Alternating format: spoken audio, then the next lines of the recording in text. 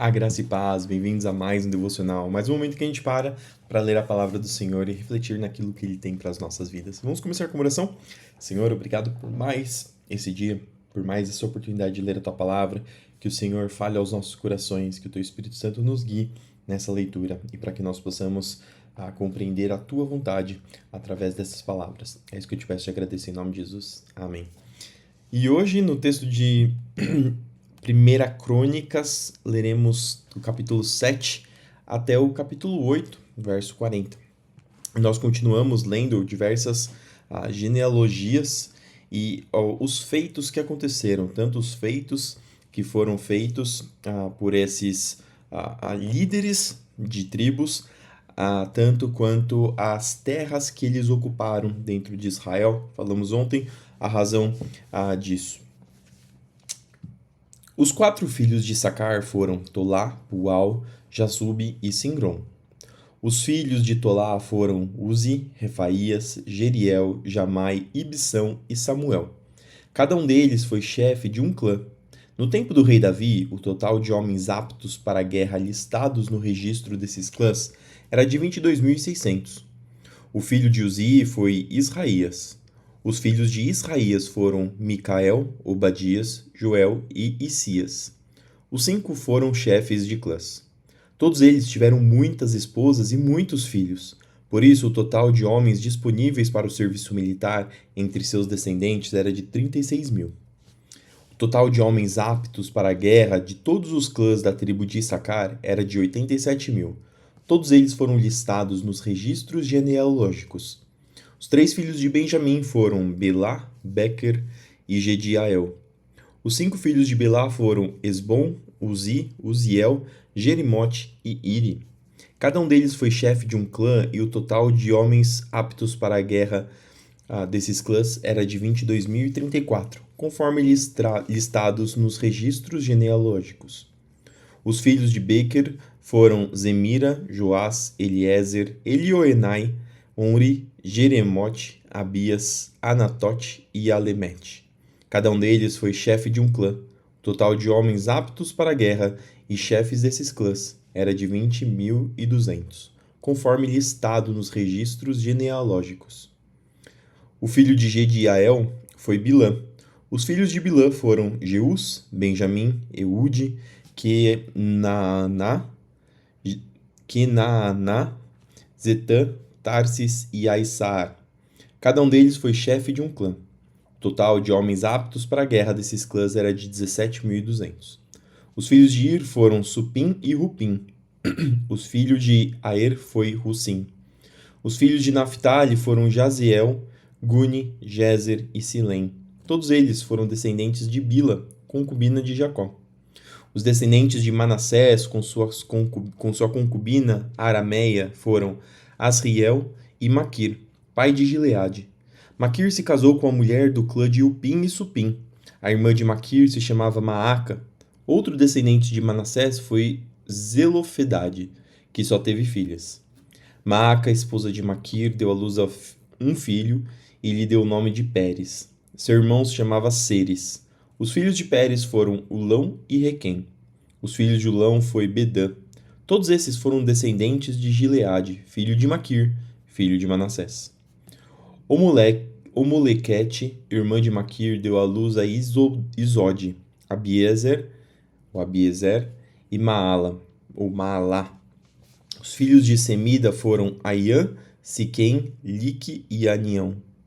Os descendentes de Efraim foram Sutela, Bered, Taate, Eleade, Taate, 2 Taates, Zabade, Sutela, Ezer e Eleade.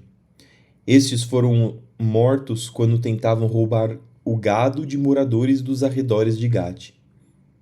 Seu pai, Efraim, lamentou sua morte por muito tempo e seus parentes vieram consolá-lo. Depois, Efraim teve relações com sua esposa e ela engravidou e deu luz a um filho. Efraim lhe deu o nome de Berias.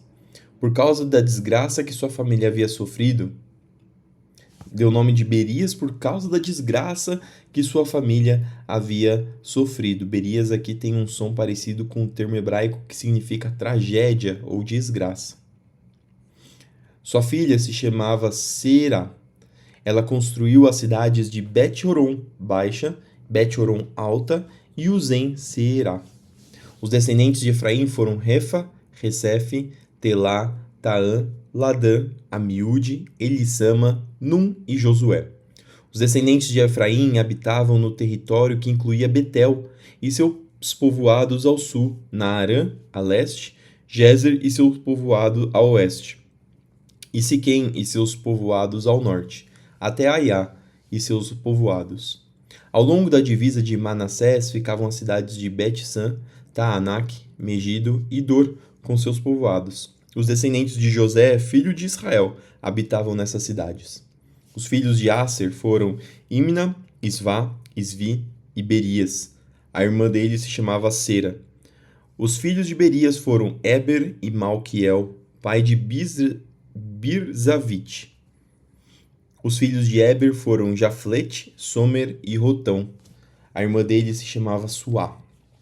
Os filhos de Jaflete foram Passaque, Bimal e Asvate. Os filhos de Somer foram Aí, Roga, Jeubá e Arã. Os filhos de Elém, irmão de Somer, foram Zofá, Imna, Seles e Amal. Os filhos de Zofá foram Suá, Harnefer, Sual, Beri, Ingra, Bezer, Odi, Samá, Silsa, Itra e Beera. Os filhos de Jeter foram Jefoné, Pispa e Ara. Os filhos de Ula foram Ará, Aniel e Rizia. Cada um desses descendentes de Aser foi chefe de um clã. Eram todos homens escolhidos, guerreiros valentes e líderes de destaque. O total de homens disponíveis para o serviço militar era de 26.000, conforme listado nos registros genealógicos. O primeiro filho de Benjamim foi Belá, o segundo a Asbel, o terceiro a Ará, o quarto Noá e o quinto Rafa.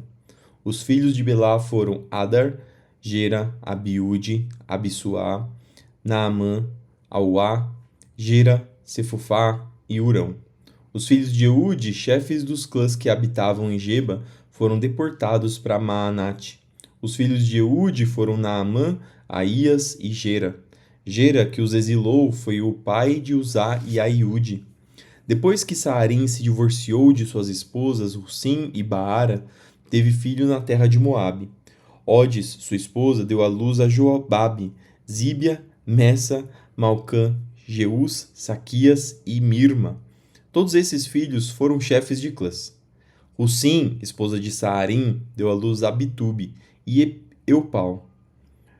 Os filhos de Eupal foram Eber, Missã, Semede, que construiu as cidades de Ono e Lode, com seus povoados, Berias e Sema. Todos eles foram chefes de clãs que habitavam em Aijalon. Eles expulsaram os moradores de Gate. Aiô, Sasaque, Jeremote, Zebabias, Arad, Éder, Micael, Ispa e Joá foram os filhos de Berias.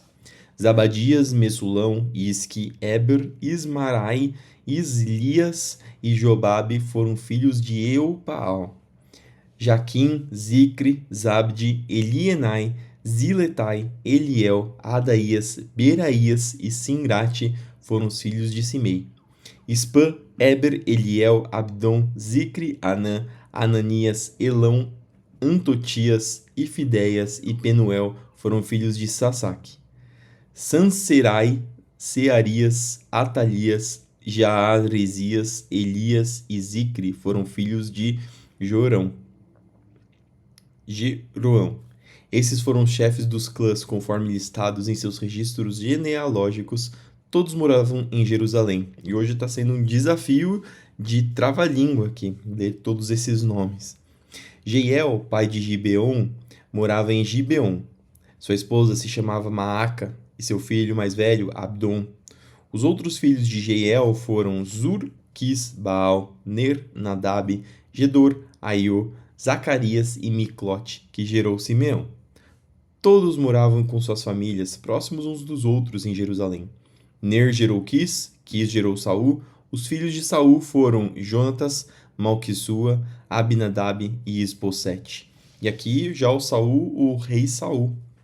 O filho de Jonatas se chamava Mefibosete. Mefibosete gerou Mica. Os filhos de Mica foram Pitom, Meleque, Tareia e Acás. Acás gerou Jadá. Os filhos de Jadá foram Alemete, Asmavete e Zinri. Zinri gerou Mosá. Mosá gerou Bineá. Bineá gerou Refaías. Refaías gerou Eleazar. Eleazar gerou Azel. Azel teve 6 filhos: Asricão, Bocro, Ismael, Searias, Obadias e Anã. Todos esses foram filhos de Azel. Ezeque, irmão de Azel, teve 3 filhos. O primeiro se chamava Ulão, o segundo Jeús e o terceiro Elifelete. Todos os filhos de Ulão foram guerreiros valentes e arqueiros habilidosos. Tiveram muitos filhos e netos, 150 ao todo.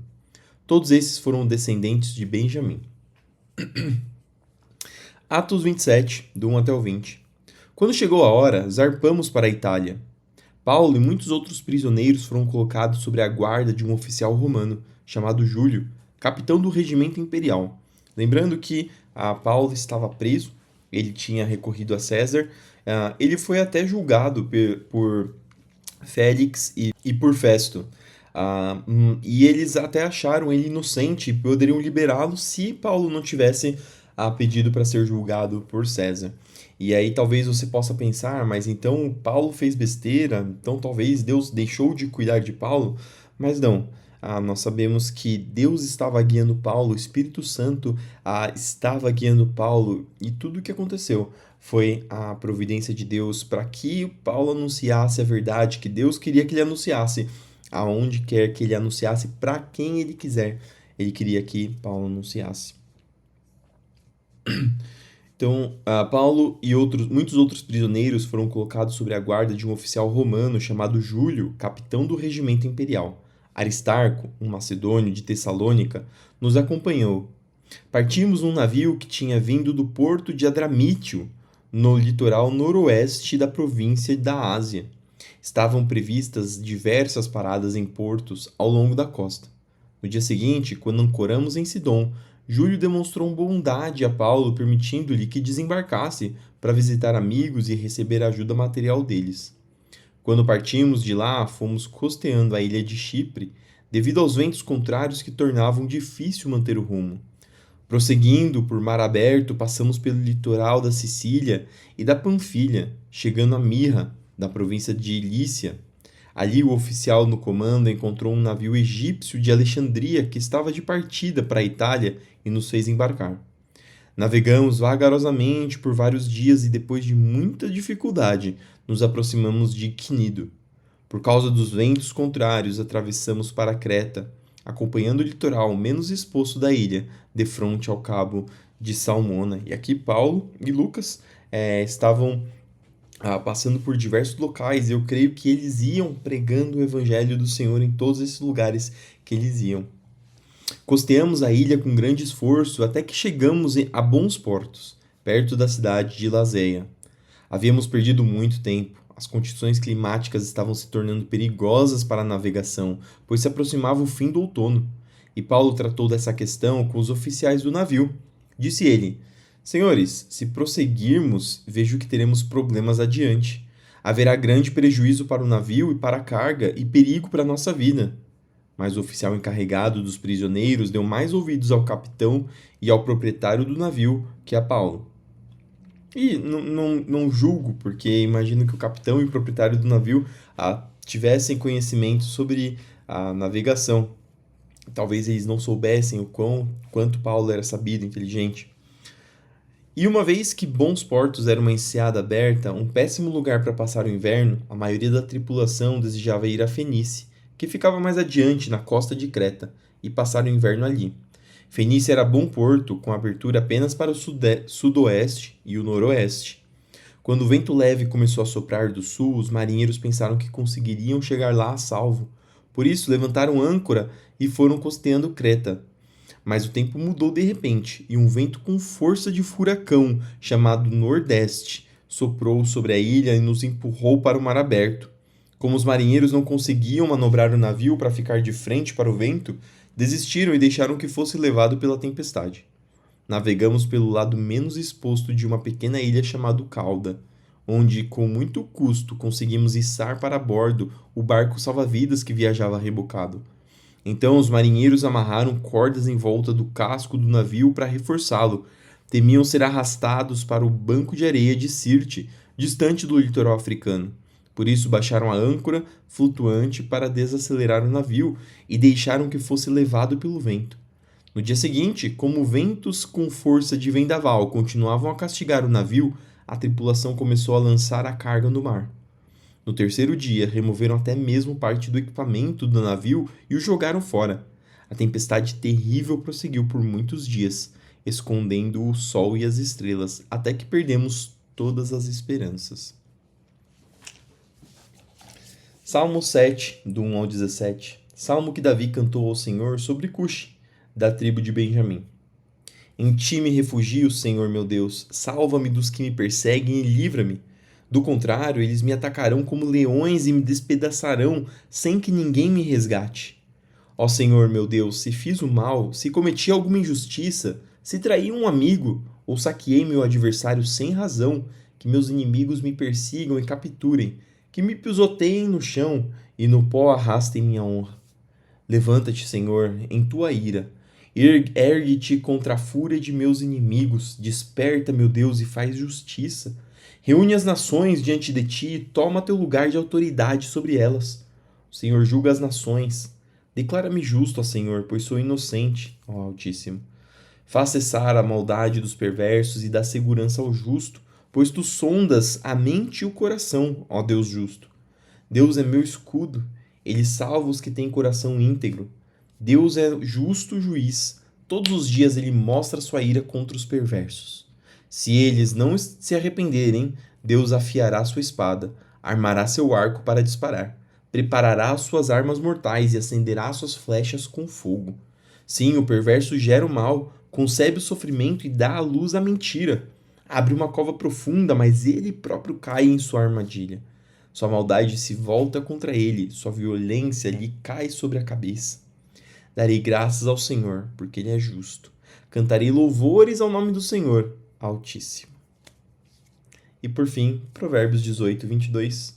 O homem que encontra uma esposa encontra um bem precioso e recebe o favor do Senhor. E essas foram as palavras que nós tínhamos para hoje. Espero que entrem no seu coração, que façam morada na sua vida, que edifiquem o seu lar, a sua vida e a vida das pessoas que estão ao seu redor. Vamos terminar com uma oração?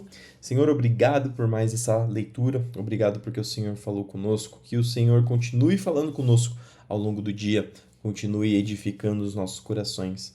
Senhor, abençoa o nosso dia, abençoa o nosso trabalho, nossos estudos, nossos descansos. Abençoa para que nós possamos estar sempre sendo direcionados por Ti, pela Tua vontade, pelo Teu querer, pelas Tuas fortes mãos.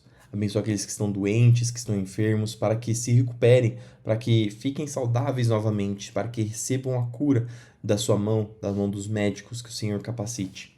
Senhor, derrama, Senhor dos céus, a Tua provisão, para que nós possamos seguir nessa terra, sempre sendo sustentados por Ti. Que não nos falte o pão de cada dia, que o Senhor abra portas de emprego para que nunca falte em nossas vidas.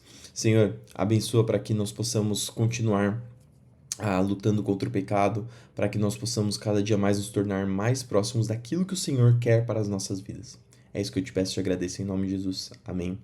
Que Deus te abençoe, que tudo que você fizer no seu dia prospere. Não esqueça de fazer tudo para a glória do Senhor. Fique com Deus e até amanhã para mais um devocional.